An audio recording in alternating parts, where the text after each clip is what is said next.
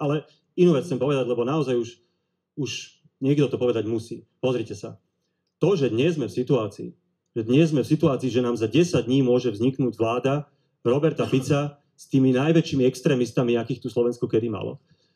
Ako sme sa v tej situácii ocitli? No ako, pán Matovič, vašim pričinením, vašou zodpovednosťou, lebo tak ste vládli. Tak s takým chaosom, s takou nekompetenciou ste si rozbúrali dve vlády, spôsobili ste kolaps dôvery ľudí v demokratickú politiku, že vďaka tomu je dnes Robert Fico v takej situácii, ako je. Ste chodiaci billboard pre kampaň Roberta Fica. Takže mne tu teraz idete vyčítať, že sa snažím urobiť všetko preto, aby sa to nestalo. To už naozaj.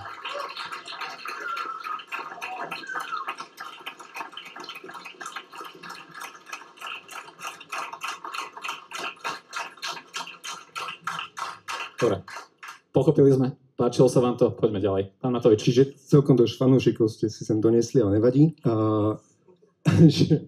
Takže skúsme si teda to rozobrať na drobné. Hovoríte, že som teda ja rozbúral štát a zlyhal som. Povedzte mi, v čom som zlyhal. Poďte vymenovať. 1, 2, 3, 4. Poďte, dávajte. Nie floskuly. Hovorte konkrétne veci. V čom? V sociálnej pomoci? Pandémia. V rodinnej politike? V pandémii? Povedzte v čom. Politická stabilita. Dôvera ľudí v to, že poďme, rozoberajme. Pán Matovič, asi tu nebudete vy úplne určovať priebeh tej debaty. Tieto floskuly, ktoré tu hovorí opozícia a ktoré verklikuje dnes progresívne Slovensko, ale povedzte konkrétne. Prepáčte, ja by som vás tu mohol konkrétne točiť o tom, že kde my vápnom točíme hlas. Akože, dobre, nikam sa nedostaneme. Poďme. Prepáčte, môžem teda zareagovať, lebo pán teda... Môžete zareagovať, ale nedávajte otázky. Čiže, viete, čo tu vytvorilo túto atmosféru? Váš otec. V denníku N. Prepáčte. Pán Matovič. Môžete kričať, koľko chcete. Váš otec v denníku N, ktorý šíril sústavnú nenávisť. Rovnako aj s ostatnými redaktormi denníka aj na progresívnymi novinármi, či už v Aktualitu a Smečku. Prepáčte. Šírili ste rovnakú nenávisť. Môžem dokončiť myšlienku? Už nie. Je zakázané. Tu nie je slobodné hovoriť. Tak? Pán Matovič, zakázané. Okay. Viete, že ako funguje moderovanie, že keď chcem ja niečo povedať, tak vás zastavím a dám otázku, napríklad, že sa ohradím. To nie je nič neslobodné. Ja som vás zavolal, mali ste priestor, a to neznamená, že ten priestor si musíte ukradnúť sám pre seba. To je akože základné pravidlo debaty. Tak to, na tom sa zhodneme. Pán Šimečka, zareagujte vy a potom zareagujem ja za denník. Takto. Boli ste predseda vlády s ústavnou väčšinou. Potom ste boli minister financií. Stále ste boli predseda najsilnejšej politickej strany. S obrovským mandátom. Mali ste prístup do všetkých médií, ktoré ste mohli chcieť. Keď ste sa postavili na tlačovku, to boli tie 3-hodinové tlačovky, boli tam všetky kamery. A to naozaj mi idete hovoriť, že jeden komentátor alebo jedny noviny dostali vás do tej situácie, v akej ste dnes, dostali Slovensko do tej situácie, v akej ste dnes. Však nefňukajte, mali ste všetky nástroje v rukách a dokonca aj tú nádej, ktorú do vás ľudia vkladali, a ešte aj to ste premrhali, aj ústavnú väčšinu, aj normálnu väčšinu, a teraz vy budete hovoriť, že to kvôli nejakým novinárom? Takže ešte ak Vladimír Mečiar, že ste mohli čokoľvek ste chceli povedať, všetky telky to prenášali, mali ste absolútnu možnosť vysvetľovať svoje postoje, konať, ako chceli konať. A takto bohužiaľ skončia všetci, že nakoniec za to môže 1-2 novinári a ešte teda to môže môj otec, to už naozaj je nedôstojné. Naozaj, ako môj otec píše slobodne desiatky rokov, komunisti mu nezakázali písať to, čo chce písať, tak naozaj teraz nebude začínať, ale to, že za váš politický pád a za chaos, ktorý ste tu spôsobili, môže nejaký komentátor, to naozaj nie je dôstojné. Však nefňukajte, postavte sa k tomu čelom, priznajte si, že sa stali chyby a potom môžeme sa baviť o tom, ako ďalej.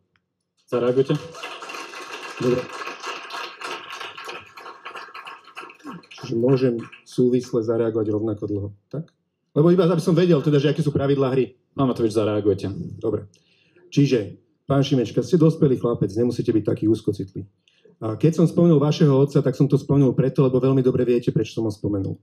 S denníkom robí... Nie, preto som to spomenul, že o to viacej ste mali byť spravodliví a naozaj mať úctu k demokracii a nenechať ho chodiť s denníkom robiť kampaň počas volebnej kampane zadarmo vo váš prospech. Viete, že to tak je? Počkajte, on mal zakázať svojmu otcovi niekam chodiť? Prepáčte, to sú tie debaty, ktoré komunisti mu nezakázali písať, čo má písať, teraz myslíte, že ja to budem robiť? Ak by som bol na jeho mieste, keď sa tu tvárim ako Boh na zemi, tak by som svojmu otcovi povedal: Oco, prosím ťa, teraz to nerob. Vieš, že títo novinári v denníku N píšu 3 roky v náš prospech, linčovali Matoviča, nič nebolo dobré, tisícky negatívnych článkov proti. Prosím ťa, teraz nerob nadprácu v náš prospech, není to vhodné. Tak by som sa zareagoval ja. Ale váš morálny svet je iný, takže jednoducho tohoto zapadá. Pán Matovič, čo som chcel povedať? Ja teraz poviem, denník nepíše v prospech konkrétnej strany. Ja robím novinára 10 rokov a počúvam to naozaj, že som pripísal v prospech SAS, Mostahy, siete Olano, teraz Progresívneho Slovenska Hlasu. 10 rokov naozaj počúvam toto isté. Teraz budem chvíľku hovoriť ja.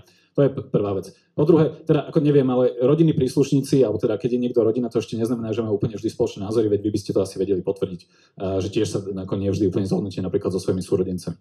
A po tretie, keď hovoríte stále o tom teda, že ako nejaké médium využíva proste, alebo podporuje nejakú politickú stranu, tak ja mám teda v hlave len 2 príklady z dejín slovenskej politiky, keď niekto využil vlastníctvo médií v prospech vlastných politických ambícií a politických cieľov, a to bol Pavol Rusko, prípadne Markízy a vy so svojimi schránkovými novinami.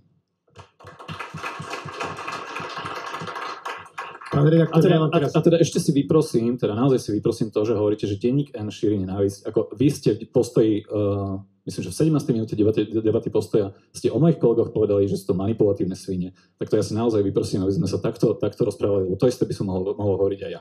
Ak som takéto niečo povedal, sa ospravedlňujem, ale som si skoro 100% istý, že som nepovedal manipulatívne svine. Povedali 17. minúta debaty Postoja. Manipulatívne svine? Áno, ak som to povedal, to mi teda slušne ušlo, ale som dosť presvedčený, že som to nepovedal. Pekný večer, prajem. Na debaty. Ja som sa v tejto chvíli chcel zase zastať.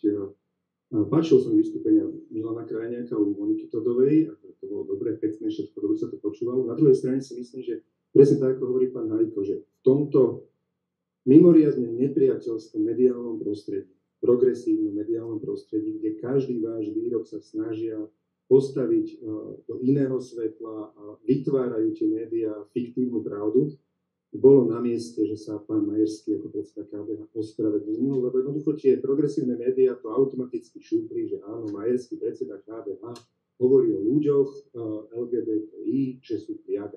Hoci oni veľmi dobre tí novinári počúvali celý ten rozhovor a veľmi dobre poznali pravdu. Ale svine jedný manipulátorské naschvál dali iba tú prvú časť, aby ublížili KDH, lebo oni z hĺbky srdce nenávidia veriacich, nenávidia cirkev, nenávidia KDH, nenávidia kohokoľvek, kto je konzervatívny. Prišlo nám to veľmi vtipne, vtedy ešte ste sa tomu uchechtli. A to kedy bolo, prosím vás? 17. minúta debata Postoj, myslím, že ste boli s pánom Krajniakom teraz nedávno, v predvoľnej debate. Hovorím, že ak také niečo, tak to už bolo moc, ale manipulatívne určite áno.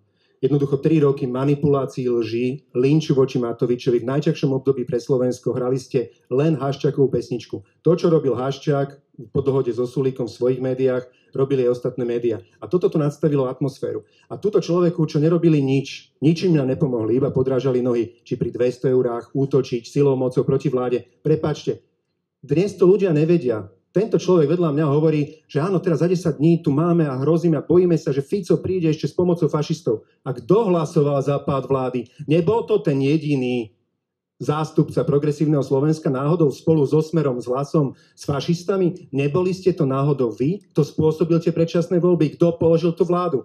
Pán Šimečka, trošku pamäte by som to. Jasné. Vy ste mali ústavnú väčšinu, potom ste ju stratili, potom ste stratili normálnu väčšinu, ale za všetky vaše problémy môže mimoparlamentná strana s jedným poslancom. Jasné. Perfektné. Aj keď ten jeden hlas rozhodoval, nevadí.